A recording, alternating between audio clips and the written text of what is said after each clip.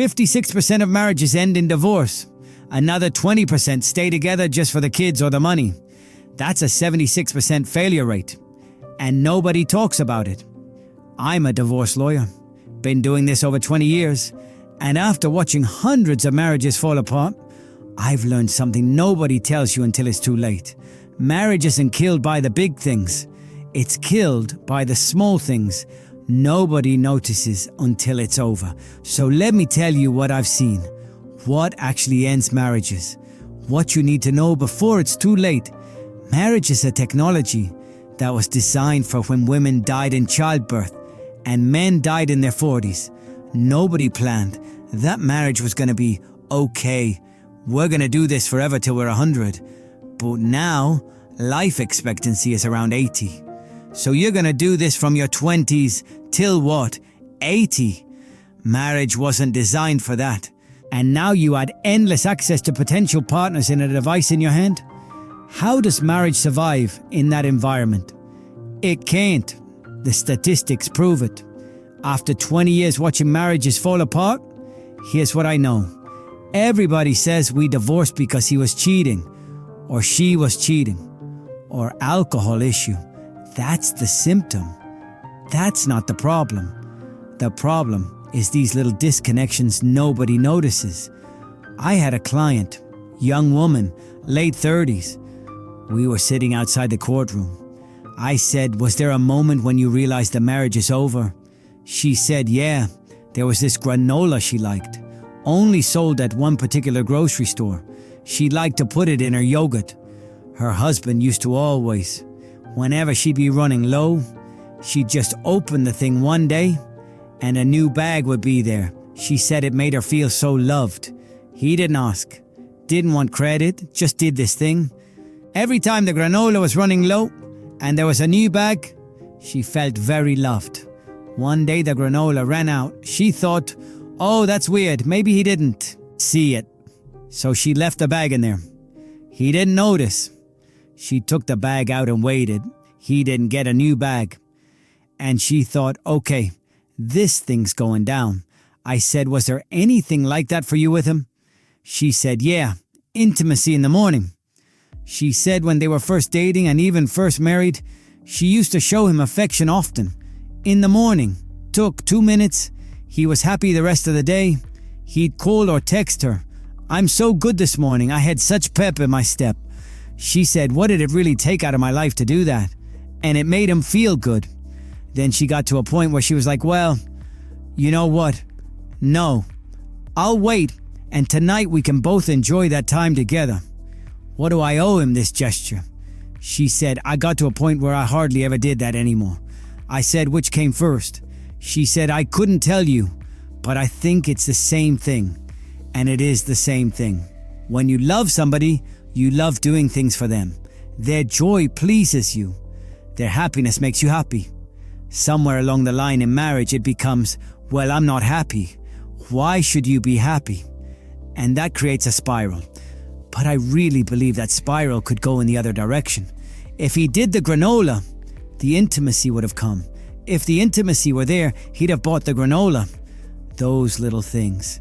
Leaving a note saying, hey, beautiful, so fun.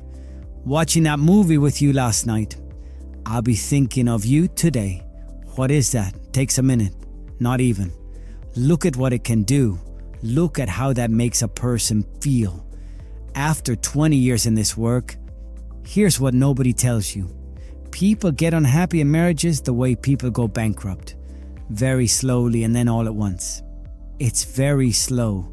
Then it just goes off a cliff. My sister's a dentist. She always says, if you have a toothache, there's nothing I can do really. I can pull the tooth. I can give you a root canal. But I can prevent you from getting a toothache if you just come see me regularly and floss and brush. By the time your tooth hurts, something is already seriously wrong. By the time you're in a divorce lawyer's office, the whole thing's over. You'd be better off figuring out the preventative maintenance. Don't wait until you're in a fight to learn how to fight. Have that conversation now, while you still like each other. How do you like to fight? Do you need a minute? Do you need to be alone to calm down? Let's talk about that now, while we're not upset, While we still get along, why don't we have that conversation? Because it's awkward.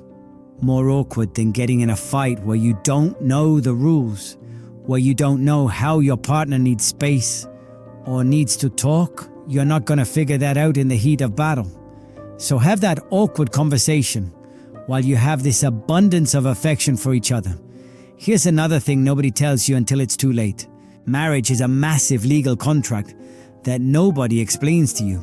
You buy a house, you sign documents explaining exactly what you're getting into. You get married, you get a pamphlet. You just did the most legally significant thing you're ever going to do other than die. And no one has explained any of it to you. People come into my office and say, well, my retirement account, that's in my name. Yeah, it doesn't matter. Was it acquired during the marriage? She's got half of it. Well, I have this bank account, but it's money I inherited from my mum. Okay, did you put money that you earned during the marriage in that account also? That's commingled. That's now marital property. They don't know that because no one tells them when they're getting married.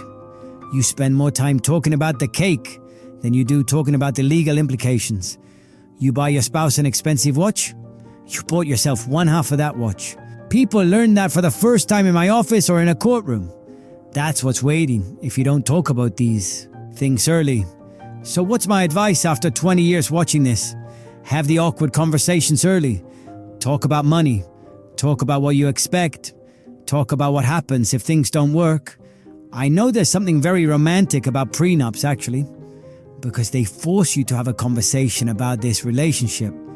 The easiest one. Yours, mine, ours. If it's an asset or liability in my name, it's mine. In your name, it's yours. In our joint names, we divide it. That's it.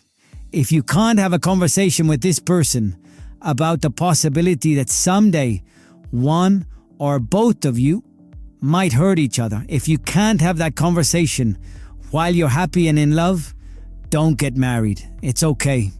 You don't have to. You can stay together. You can love them. You can be good to them. But have the conversations. Here's what I know after 20 years. I've met hundreds, maybe thousands of couples going through divorce. And I know one couple, one that has a genuinely happy marriage. One, they really like each other. They're really good to each other. This guy just loves her. Loves her. They've been married 25 years and he talks about her like he's talking about a girl he met yesterday. She's the same way about him. When that happens, it's a miracle, but it's rare.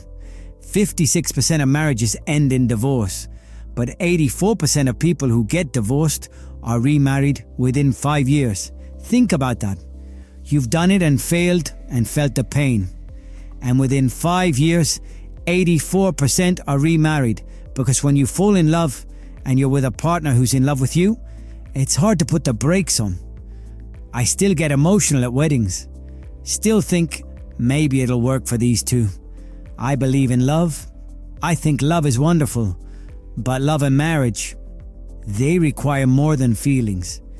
They require those small gestures nobody notices. The world is trying to break you all the time. People are criticizing you. You feel like a failure. Why not have one person who's just there for you? Who notices the small things? Someone who buys your granola when you're running low. Someone whose happiness makes you happy. That's what matters. Not the wedding. Not the title. Not the expectations. Just someone who notices. Who does the small things. Who leaves the note that says, "Hey, beautiful." Because after 20 years watching marriages fall apart, here's what I've learned. It's never the big things that kill a marriage. It's the granola that stops appearing. It's the note you stopped leaving. It's the little gesture you stopped making because you got tired or busy or resentful. Those little disconnections, that's what kills it. Marriage is like the lottery. You are probably not going to win. But if you win, what you win is so good. Maybe you take the chance, but do it with your eyes open. Have the hard conversations. Notice the small things, because love survives in the small things, not the grand ones. And the granola, the morning gesture, the note, the "Hey, beautiful." Those are the things that last. Those are the things worth fighting for. I'm a divorce lawyer. 20 years watching marriages end. And I can tell you this, most of them didn't have to. Most of them ended because nobody bought the granola anymore. Because the small gestures stopped. Because people stopped noticing what made their partner feel loved. 56% end in divorce. Another 20% stay for the wrong reasons. 76% failure rate. But the ones that work, the rare ones, they work because someone kept buying the granola. Someone kept leaving the notes. Someone kept noticing. That's the secret nobody tells you. It's not about the wedding.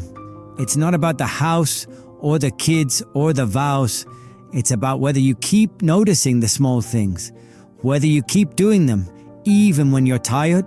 Whether you keep choosing to make your partner feel loved in the little ways that matter. Because love doesn't survive on the big gestures. It survives on the granola.